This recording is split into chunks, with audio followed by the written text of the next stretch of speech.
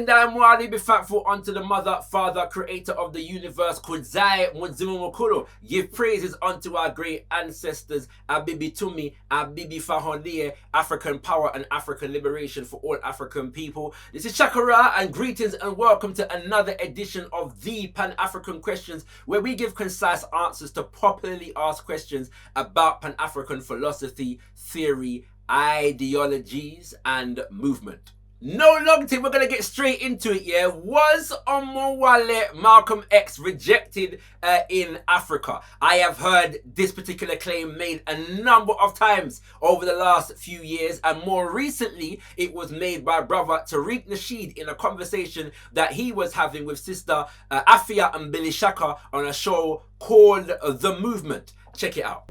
We tried to reach out, and we still want to reach out to brothers and sisters in the diaspora so that we can build up an economic base. Malcolm tried to do it in the 60s. People don't know that he was rejected by a lot of the African nations. They actually told Malcolm, hey Malcolm, we like you, we respect you, but we have our own problems.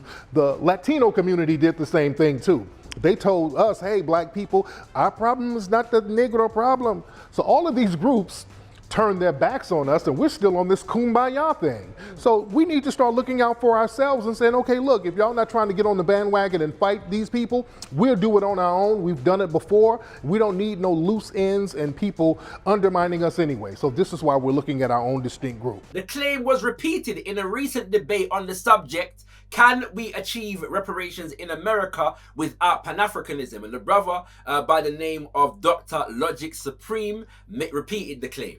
I just think it's really funny that, you know, when Malcolm X, right, he wants to mention Malcolm X so much with everything that produced Malcolm X was an American experience, right? He didn't become Malcolm X in Africa. He became Malcolm X in America. And when he petitioned African countries, Pan-African, right, trying to be a Pan-African and trying to help him, right, like get something together, they told him, they said, Brother Malcolm, we got our own shit to do here in Africa. We don't got time for that in America. Y'all handle y'all own business. Research that, right? Shout out to brother Omowale Africa for a very surgical defense of Pan-Africanism in this particular debate, and also to sister Zakia for expert hosting and moderation. So as I've said, I've heard this narrative come up a number of times in the last few years, and in my humble experience, generally whenever it comes up, it is designed for the purpose of negating the goal of Pan-Africanism and condemning the ideologies that are inspired by the goal of Pan-Africanism as ineffective. They don't work and they have no practical foundation, and also to cement this idea that Pan-Africanism is one-sided, and that means that Africans in the diaspora, more specifically United States of America, reach out to the continent and sometimes other Africans in the diaspora, but they get nothing in return. The Africans on the continent don't reach back, whilst all of the Africans in the diaspora, or the majority of them, or a substantial amount of them, are gathering and organizing to help Africa. And this is based upon this fallacious idea that Pan-Africanism is about helping Africa. No, Pan-Africanism and the ideologies that are inspired by it, the movements that are inspired by it, particularly of the revolutionary varieties such as universal African nationalism, an ideology that I adhere to, are about developing operational unity among African people across the diaspora for the sake of liberating ourselves and each other.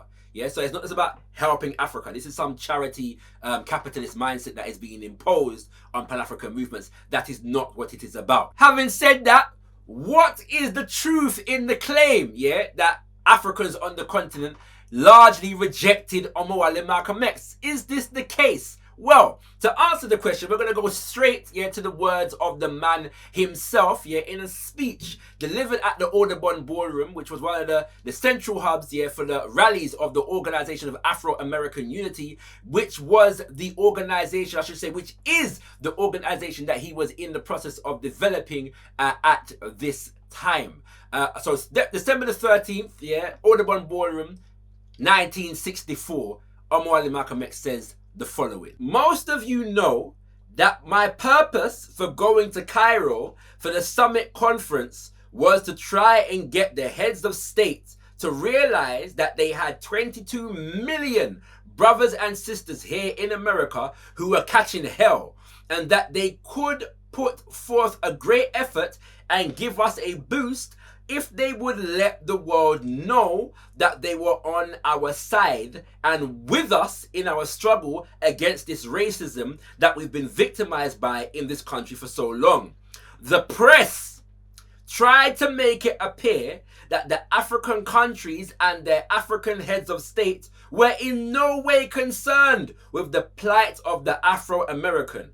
But at that conference, towards the end of it, all of the African heads of state got together and they did pass a resolution thoroughly condemning the continued practice of racism against the Afro-Americans in this country and thoroughly supporting the struggle of the 22 million Afro-Americans in this country. And I am proud to state that the one who was responsible for bringing that resolution forth and getting it agreed upon by the other African heads of state was probably the last one that you and I would expect to do it because of the image that he's been given in this country. But the one who came forth and suggested that the African Summit Conference pass a resolution thoroughly condemning the mistreatment of Afro-Americans in America and also thoroughly supporting the freedom struggle for human rights of our people in this country was President Julius Nyerere. I was honored to spend 3 hours with him when I was in Dar es Salaam and Tanganyika shortly before it became known as Tanzania for about 7 days. The one who made it possible for me to see him is with us here tonight. So by rights, yeah, I should be able to done right, yes sir, and leave the argument alone. But we're going to go forward, yeah, and give a little bit more context, yeah, to the thing. I'm going to ask you to bear with me, kings and queens, yeah, because we're going to be doing a whole heap of reading. There's a lot of sources that I'm going to give in this one today, and it might be a bit longer than the usual Pan-African question episodes, yeah, but bear with me. We're going somewhere with this, and I promise you, you won't be disappointed. All right, first and foremost, we have to know that in that particular speech, Omowale Malcolm X identifies the fact that it is the American or the Western media, yes, the press, that is responsible for proliferating this narrative that the African heads of state were not interested in the plight, yeah, of Africans in America at that time.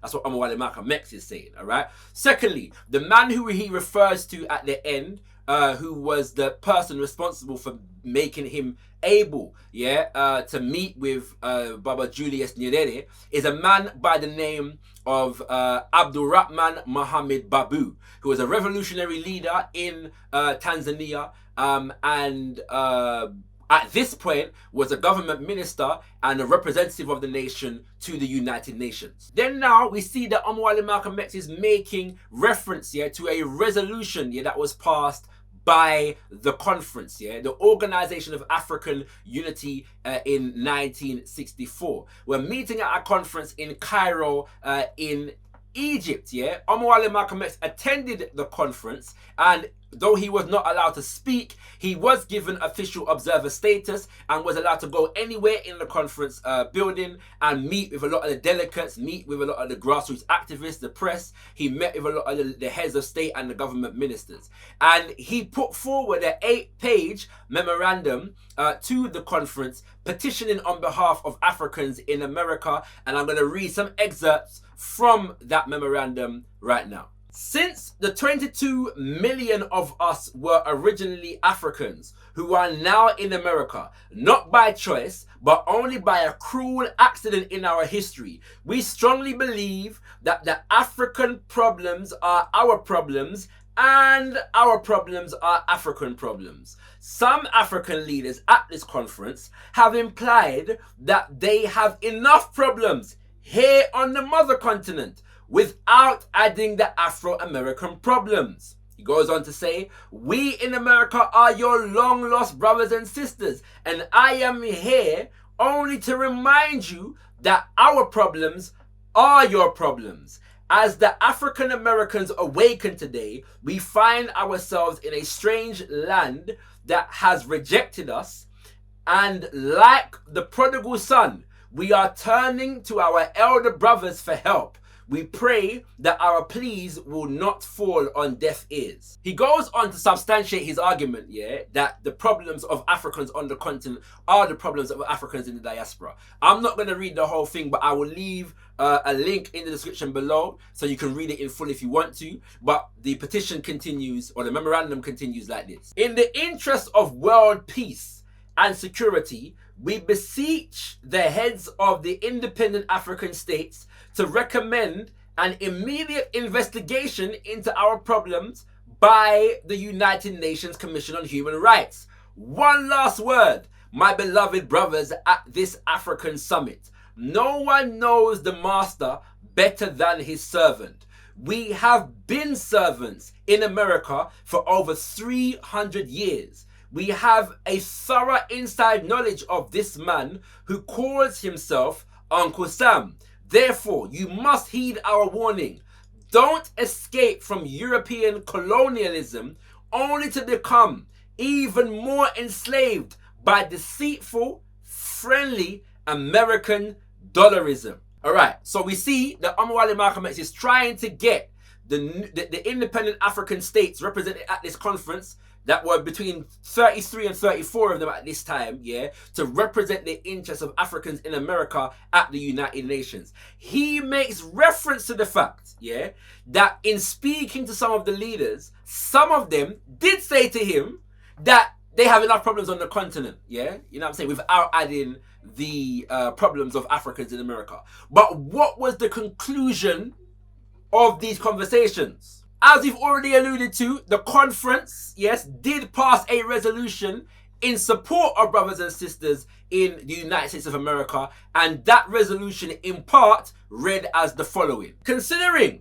that 100 years have passed since the Emancipation Proclamation was signed in the United States of America, noting with satisfaction the recent enactment of the Civil Rights Act designed to secure for American Negroes their basic human rights.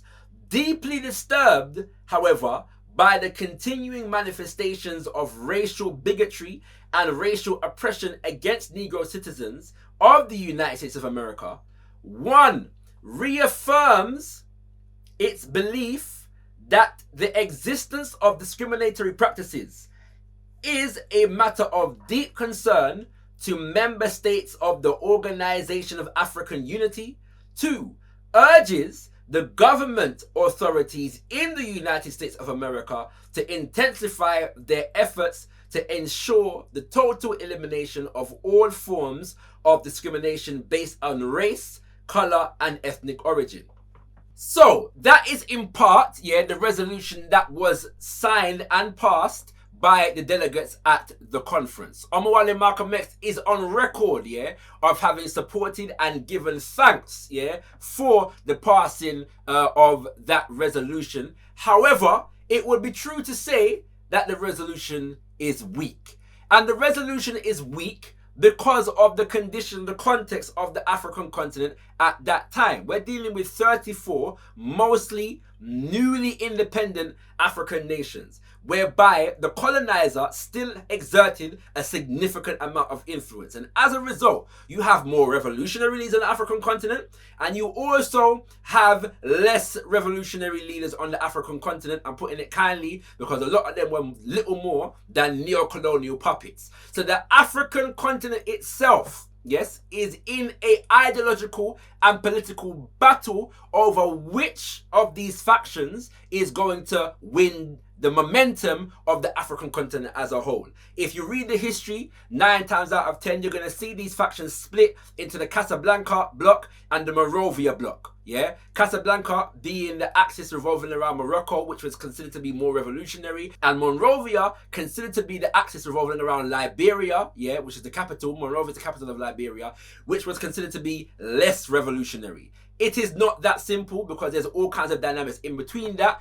But it would be true to say you got revolutionaries and you got neo-colonial puppets and you got people in between. It would also be true to say that in this dynamic, the more revolutionary-minded governments and leaders are in a minority, as well as the fact that you also have already American government officials, secret agents, and other media personnel, working on behalf of the American government, yes, as well as corporations operating on the ground in many African nations and also at this conference of the Organization of African Unity. Omowale Malcolm X gives expression to this in a speech delivered in January the 7th of 1965. The speech is entitled The Prospect for Freedom, and I'm going to play a snippet of that right now. At the international level in 1964, up until 1964 and through 1964, what the device that they use, they send well-chosen black representatives to the African continent, whose mission it was to make the people on that continent think that all of our problems had been solved. They went over there as apologists. I saw some of them, trailed some of them, saw the results that some of them had left there. But their prime mission was to go into Africa, which is the most vital country to the United States interests. So these Toms, you're not supposed to call them Toms nowadays, they're through you. So these uncles were sent over there.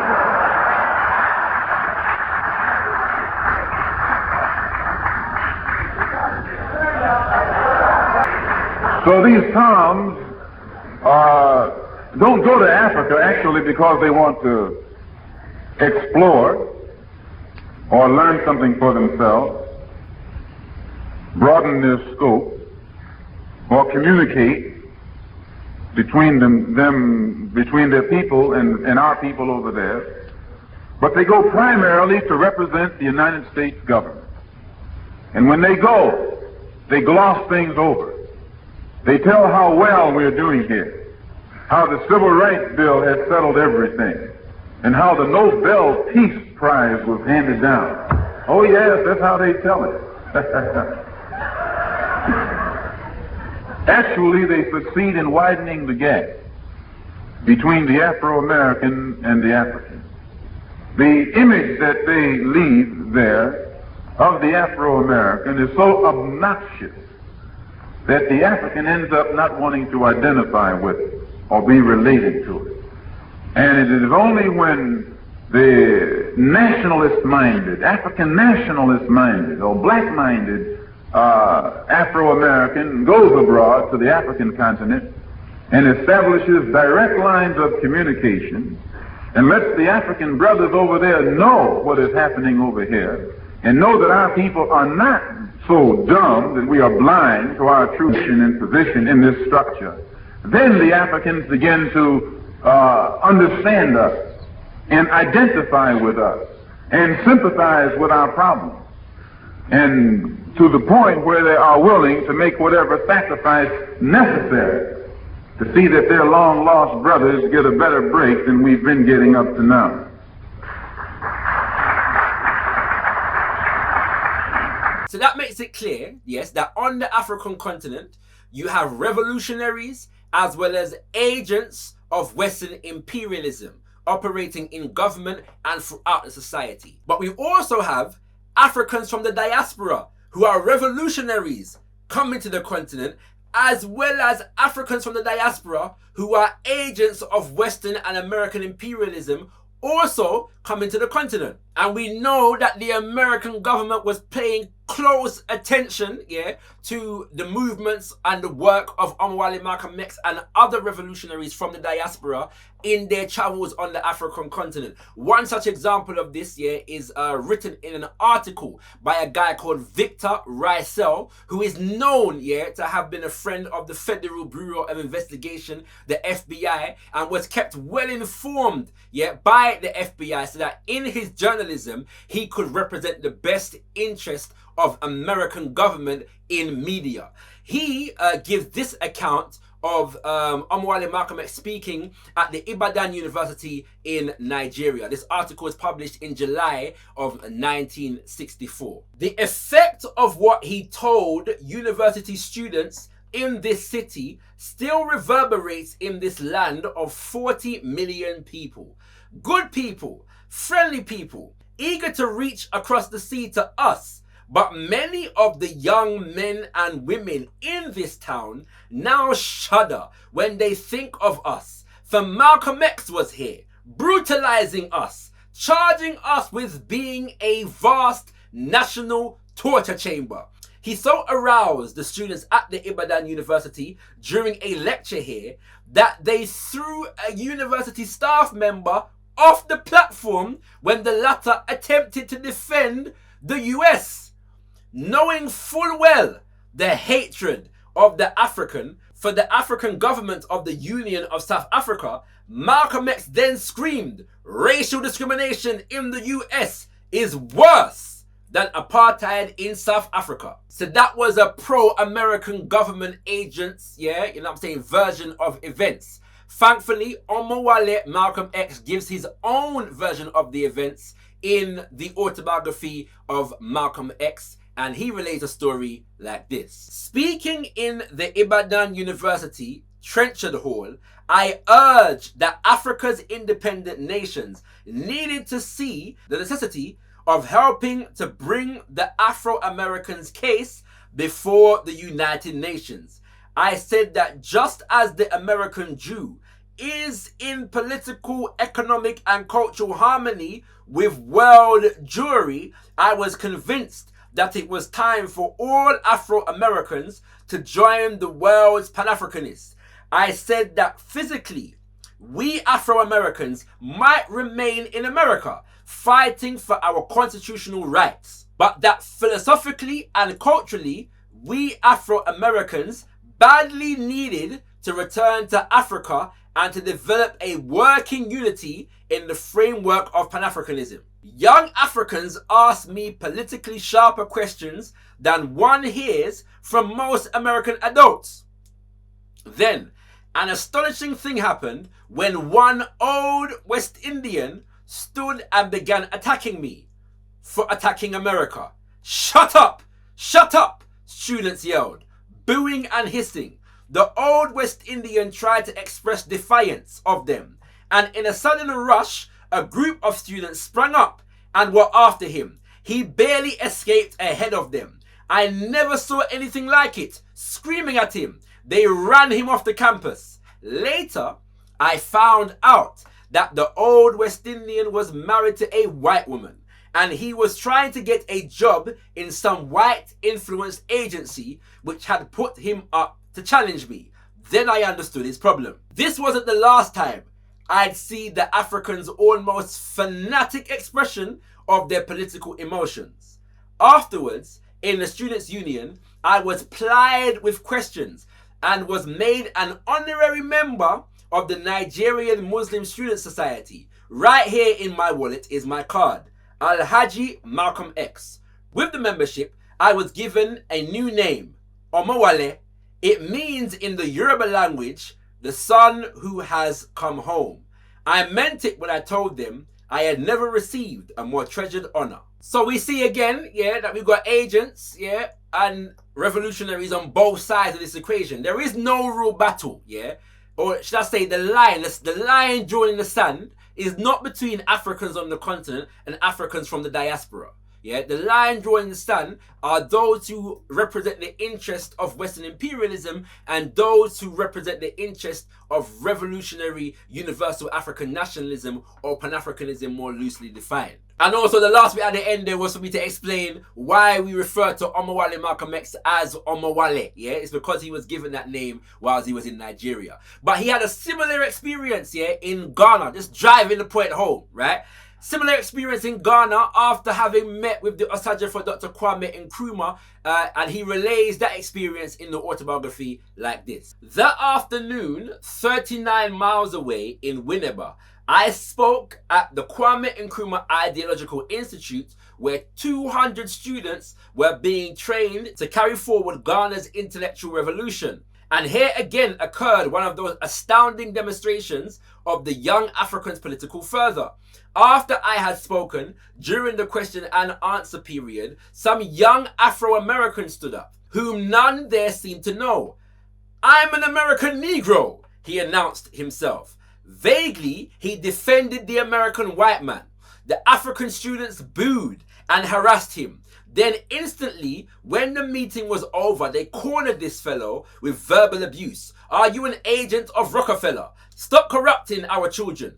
The fellow had turned out to be a local secondary school teacher placed in the job by an American agency.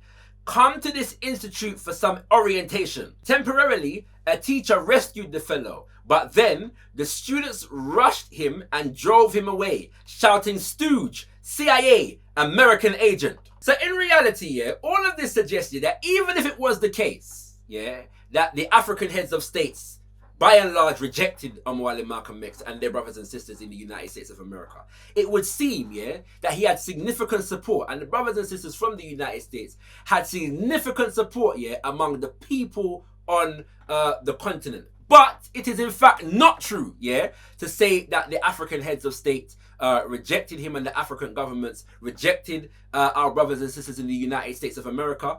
In this great and illuminating book, yeah, Baba Zak Kondo, yeah, the author of Conspiracies, Unraveling the Assassination of Malcolm X, provides this very useful information.